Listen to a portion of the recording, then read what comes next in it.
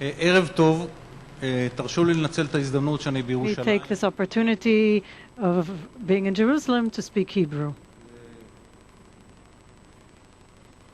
קודם כל גם אני חושב כמו I agree with הגברת שפתחה, כמו שושנה, Shoshana, who just spoke. I agree with her that we have a special interest that the U.S. remain a strong country. Some Israelis think, well, what do we care what happens to the U.S.? No, it's crucial for us that the U.S. be a strong country. We can certainly use our victory over terror in Judea and Samaria after the 2002 military operation as an example of what can and what cannot be achieved in the war on terror. I don't pretend to have a solution for every kind of terror. For example, what we did here isn't appropriate for Afghanistan because of the different terrain. Since I don't have much time, I'd like to talk about intelligence and its role in the war on terror. I won't be able to encompass the entire issue of war on terror. I'll limit myself to the intelligence aspect.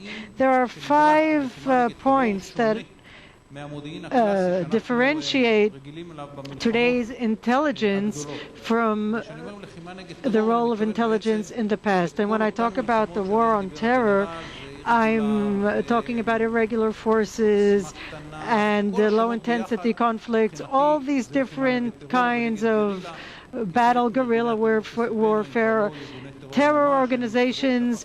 This is a general umbrella term for semi-military organizations and so forth.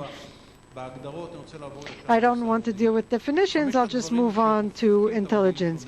These 5 points are, unlike previous wars, classic wars, where you can compensate for the fact that you don't have enough intelligence by massing more troops on the ground or by surprise or some other factor, the anti-terror war necessitates intelligence, and there's no way of compensation for a lack of intelligence.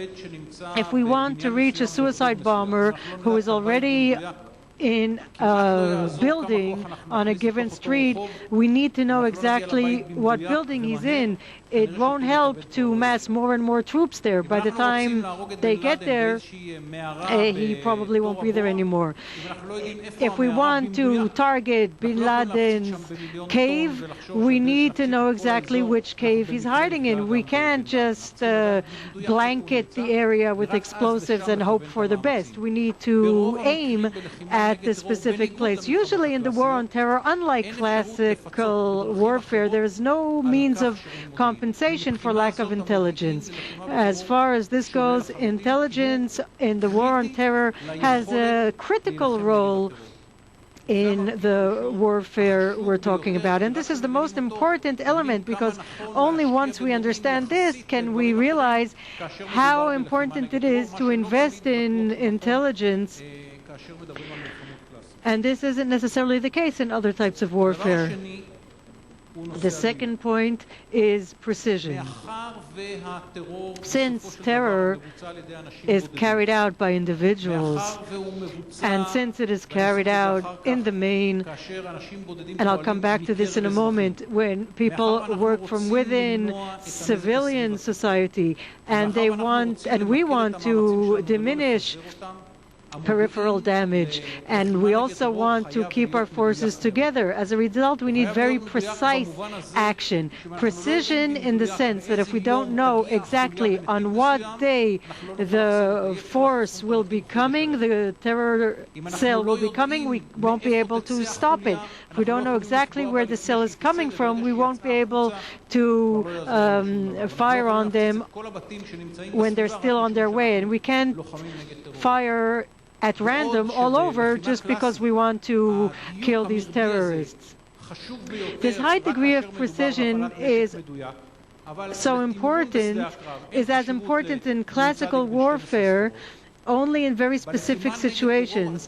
But precision is of critical importance because of the two things I mentioned in the war on terror, the civilian surroundings, and because our targets are very small and we want to fire on them only and not nearby, because then we haven't done anything.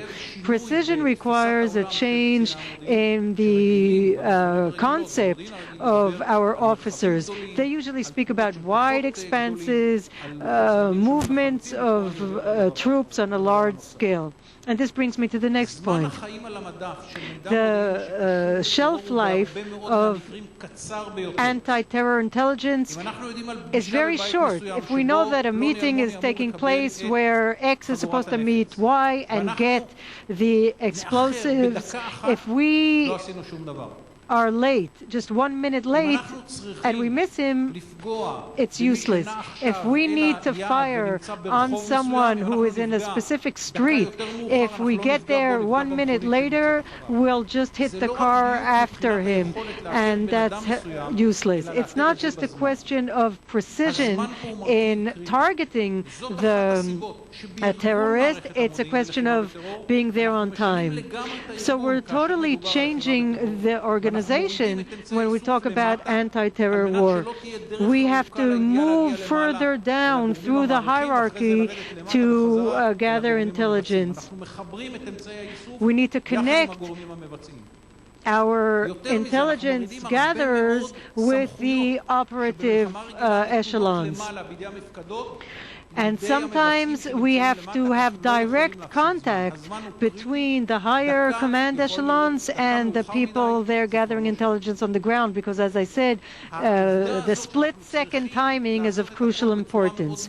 We have to be precise, as I said, and do everything in a split second. These two conditions are necessary for good anti-terror work. If we don't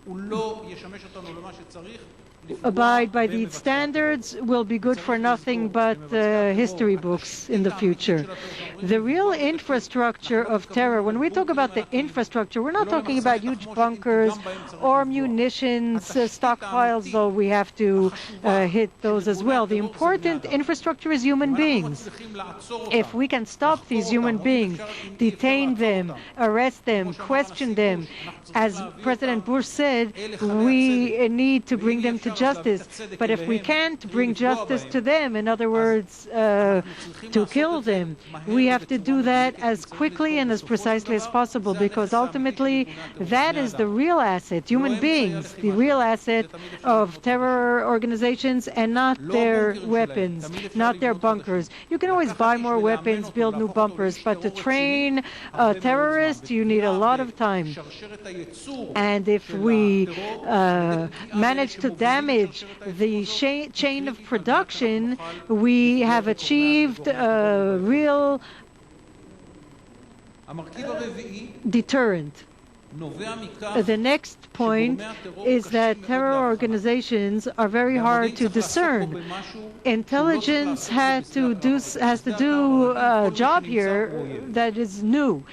In regular arenas of battle, for example, on the Golan Heights, we know that if we see a Syrian soldier, he's our enemy. But this is different here in the anti-terror type of warfare. We need to discern between civilians and a potential terrorist. A civilian walking along the street who is dressed in civilian clothes behaves like a civilian. We have to check if he's wearing an explosive belt under his jacket. And that makes him a terrorist, even though he looks like a civilian. We need this ability to discern among people who all look innocent bystanders.